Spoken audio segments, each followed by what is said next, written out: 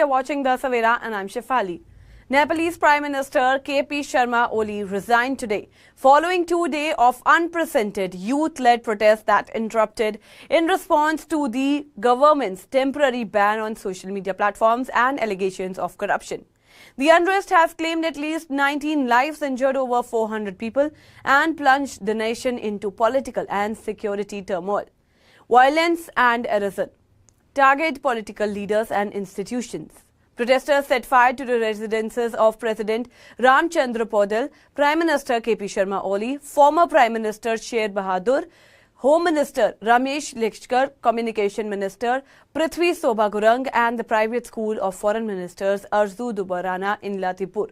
Political offices, including the Nepali Congress headquarters in Sanepa and the CPN offices, were also attacked. In Mahal, a traffic post was also set ablaze, whereas the parliament was also set ablaze. Cities such as Bharatnagar and Rohtak witnessed violent clashes as police deployed tear gas and fired at demonstrators. Multiple police posts and vehicles were torched and hundreds of youths confronted law enforcement. Reports indicate demonstrators stormed former PM Dobe's residence in Bhandikantha, causing extensive property damage. Kathmandu Mayor Balain Shah, a supporter of the movement, was reportedly placed under house arrest. Casualties and hospital response. At least 19 people have died and more than 400 were injured during the protest.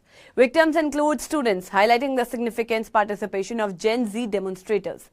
The National Trauma Center, Nepal's main hospital, received several injured individuals, many with gunshot wounds to the head and chest. Families anxiously waited outside hospital while volunteers organized blood donation drives.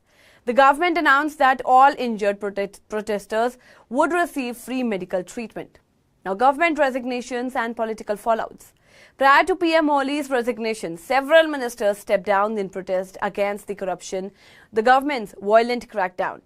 Home Minister Ramesh Leshkar, Agriculture Minister Ramnath Adhikari, Health Minister Pradeep Paudel, Water Supply Minister Pradeep Yadav. Opposition parties condemned the repression, demanding Oli's resignation. Nepali Congress General Secretary Gagan Thapa called on the PM to take moral responsibility for the deaths and step down immediately. Internal tensions within the ruling coalition grew, with speculation about forming an all-party national government to replace the current administration. The unrest was sparked by the Nepal government's ban on 26 social media platforms, including Facebook, Instagram, WhatsApp, and YouTube, following non-compliance with a new registration mandate. Protesters accused the government of corruption, nepotism, and authoritarianism, demanding political reform and generational accountability. Despite lifting the ban, protesters intensified, with demonstrators pushing for systematic change. Curfew, airport closure, and security measures. Now, indefinite curfews were imposed in Kathmandu, Bhagatpura, and parts of Latipur, restricting public gathering and protest while allowing emergency services and air travel. Tribhuvan International Airport suspended all flights after smoke was observed near Kosteshwar. Domestic airlines, including Buddha Air, halted operations. Indian authorities placed the 1,751-kilometer India-Nepal border on high alert, advising nationals to exercise caution. PM Oli called for dialogue and convened an all-party meeting to address the crisis.